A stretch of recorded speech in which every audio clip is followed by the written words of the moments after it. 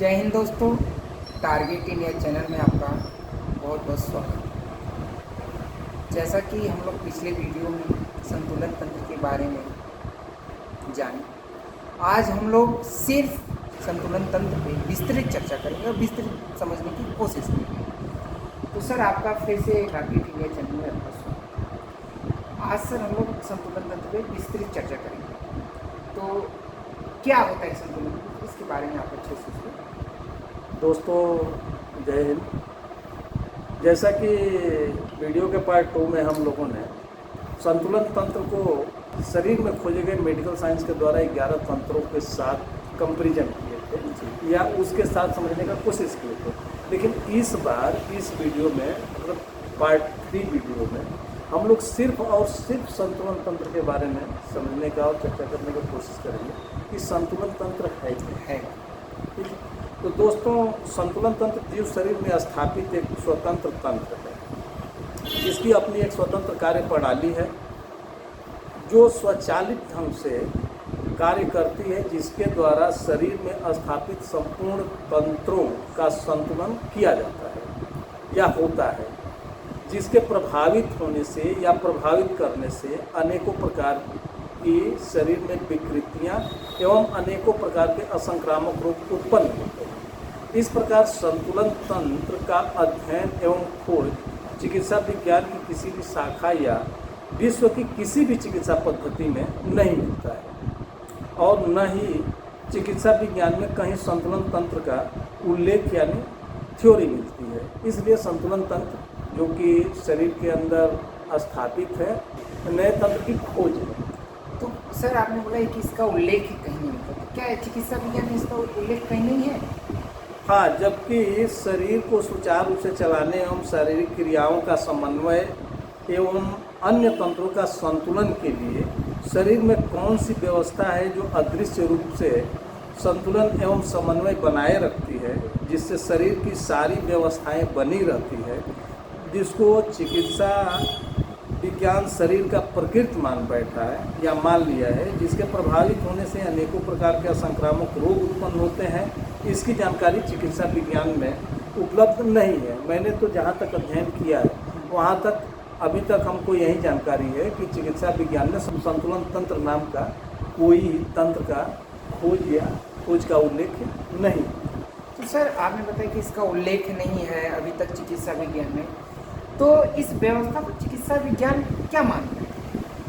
इस व्यवस्था को चिकित्सा विज्ञान बॉडी नेचर मानता है। जैसे बहुत सारी चीज़ें, बहुत सारी समस्याएं हैं या बहुत सारी घटनाएं हैं जो शरीर में घटती हैं, उसको चिकित्सा विज्ञान बॉडी नेचर मतलब शरीर का एक प्रकृति मान बैठा है कि ये एक शरीर का प्रकृति है। और आपके अनुसार ये ऐसा नहीं है?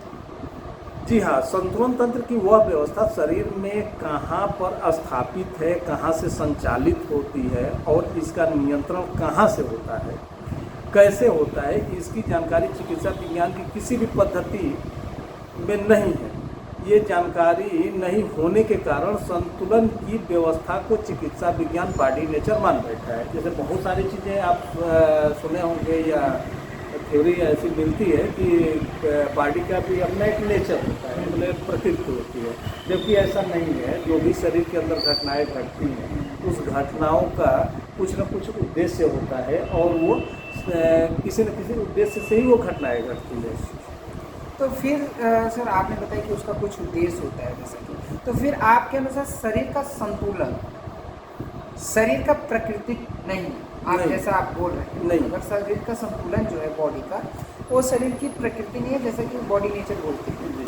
तो आखिर अगर वो बॉडी नेचर नहीं है, उसका शरीर का प्रकृति नहीं, तो है क्या ये? यही तो बताना चाहता हूँ कि जीव शरीर का संतुलन शरीर की प्रकृति से नहीं, संतुलन तंत्र से होता है। अच्छा, मतलब शरीर में जीव शरीर का जो भी संतुलन है वो प्रकृति नहीं है जीव शरीर का, वह एक तंत्र जो शरीर के अंदर स्थापित है, कार्यरत है, जिसका नाम मैं संतुलन तंत्र रखा हूँ, जिसका खोज किया हूँ। वह संतुलन तंत्र ही सारी चीज़ों का जवाबदार है, जो शरीर में अन्य तंत्रों के जैसा ही स्थापित है, जिसको मैं शरीर में खोज लिया हूँ। और चिकित्सा विज्ञान को बताना चाहता हूँ कि हर एक जीव के शरीर में एक मास्टर सिस्टम है जो पूरे शरीर एवं शरीर में स्थापित सभी तंत्रों का संतुलन बनाए रखता है और समन्वय भी करता है सबका। ठीक है, जिसके असंतुलित होने से या करने से शरीर में अनेकों प्रकार के असंक्रामक रोग पैदा होते हैं। बॉडी नेचर कुछ नहीं है, ये सारे जो घटनाएं हैं या जो भी क्रियाएं हैं शरीर में, ये संतुलन तंत्र के द्वारा ही इन तंत्रों का भी नियंत्रण किया जाता है और इन क्रियाओं का समन्वय किया जाता है। जो आपने अभी बताया कि क्रियाएं, जैसे कि हम लोगों में दो तरह की क्रियाएं हैं, जैसे एक हम लोग बोलते हैं जिसका कोई निष्कर्ष निकलता है, और एक नहीं, ये वो देखिए, क्रिया दो प्रकार की होती है, एक ऐच्छिक होती है, एक अनैच्छिक होती है। उसके बाद इसके भी दो प्रकार होते हैं, एक उद्देश्यहीन क्रिया होती है और एक उद्देश्यपूर्ण क्रिया होती है। तो जिस चीज़ को चिकित्सा विज्ञान जिन क्रियाओं को नहीं समझ पाया है या जिसका खंडन नहीं कर पाया है, जिसका खोज नहीं कर पाया है, अनैच्छिक मानते हुए उद्देश्यहीन बता दिया है। मतलब जो इच्छाओं पर आधारित नहीं है, जिन पर इच्छा शक्ति का बस नहीं चलता है, वो ऑटोमेटिक चलते रहती है। जैसे मान लीजिए हार्ट हो गया, हार्ट कब विश्राम करता है, कब चलता है, कब क्या कर रहा है, उसका एक ये अलग, मतलब वो अनैच्छिक क्रिया है जिसमें इच्छा शक्ति का कोई उस पर कमांड नहीं है। तो इस तरह की जो भी अनैच्छिक क्रियाएं घोषित कर दी गई है या चिकित्सा विज्ञान जिनको मान बैठा है, उसमें अधिकांश क्रियाओं का, उद्देश्यों का पता ये संतुलन तंत्र के अध्ययन में चल जाएगा। संतुलन तंत्र के अध्ययन से इन क्रियाओं का अच्छे से पता। तो जैसा कि दोस्तों आज आप लोगों ने देखा कि हम लोगों ने संतुलन तंत्र पर विस्तृत चर्चा की, उसके बारे में विस्तृत जानकारी सर के द्वारा दी गई और जानने की कोशिश की गई। तो जैसा कि पिछली वीडियो को आपने ग्रुप में ज़्यादा से ज़्यादा हम लोगों ने बोला कि शेयर करिए, जिससे अच्छे लोगों के पास ये वीडियो पहुँचे, जिससे इसको रजिस्टर्ड किया जा सके और इसका लाभ मिले। तो आज भी वही चीज़ है कि आप ज़्यादा से ज़्यादा इस वीडियो को ग्रुप में, अपने ग्रुप में या फ्रेंड सर्कल में शेयर करें, जिससे अच्छे लोगों के पास ये पहुँचे, जिसका इसको लाभ मिल सके।